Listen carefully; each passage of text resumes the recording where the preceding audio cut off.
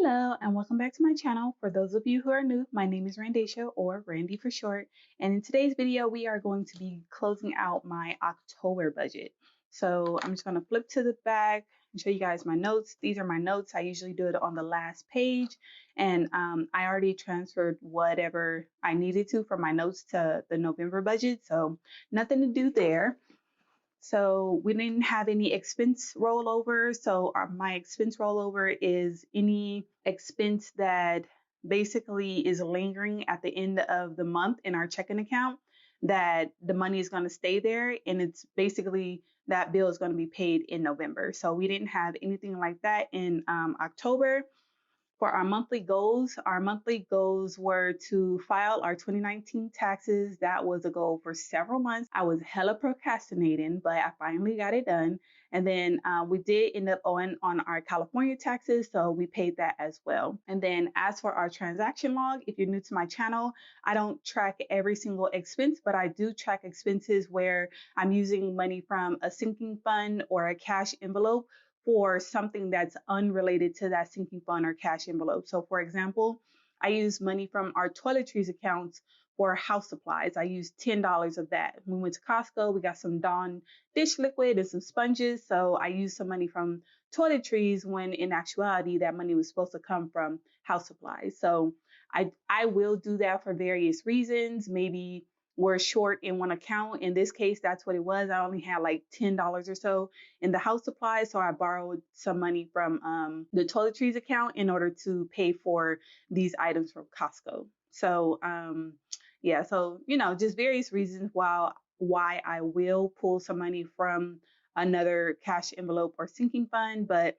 as you can see, I don't do it that often. This is for the entire month of October. I started tracking this in August, and basically I'm trying to see where I need to tweak my cash envelopes or my sinking funds. Maybe I need to take some money out of my cash envelopes and add more money to another cash envelope. So that's what I'm trying to see here. So I just started it.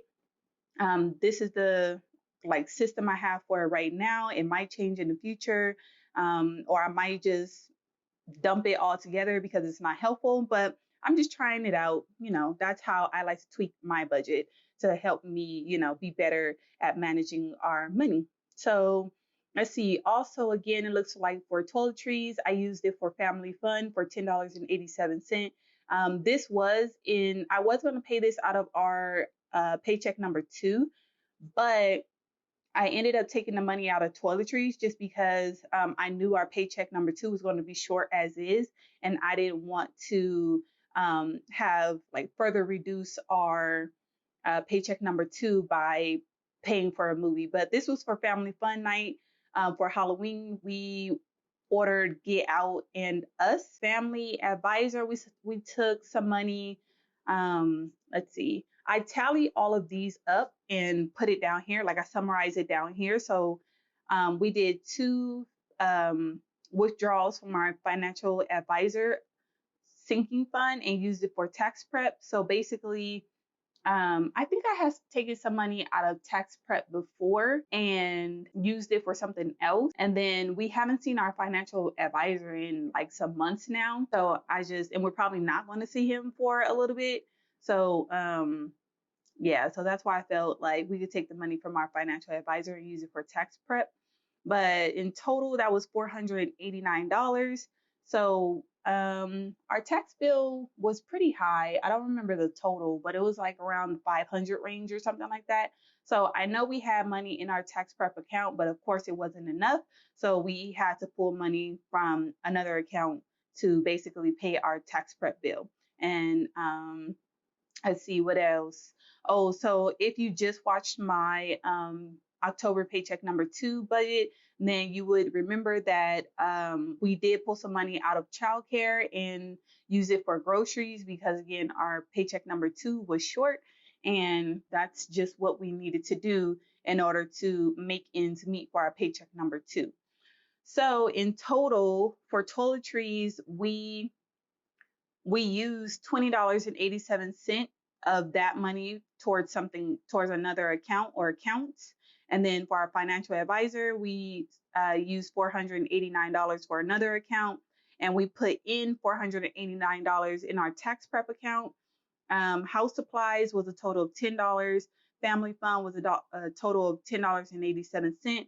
Childcare was $124.34 that we took out to use for another account. And of course, that account was groceries. So in total for the month of October, we used $634.21 from our cash envelopes or sinking funds for unrelated or different sinking funds cash envelopes. So this is a pretty big number, but the bulk of it came from our financial advisor and tax prep, which was that $489. So, you know, kind of like in total, we only really used about maybe $150 or so from cash envelopes or sinking funds for things that were unrelated to that specific cash envelope and sinking fund. So that seems about typical when I look back on other months that I've been tracking this. That seems about the amount that we're steadily using from one cash envelope or sinking fund for others.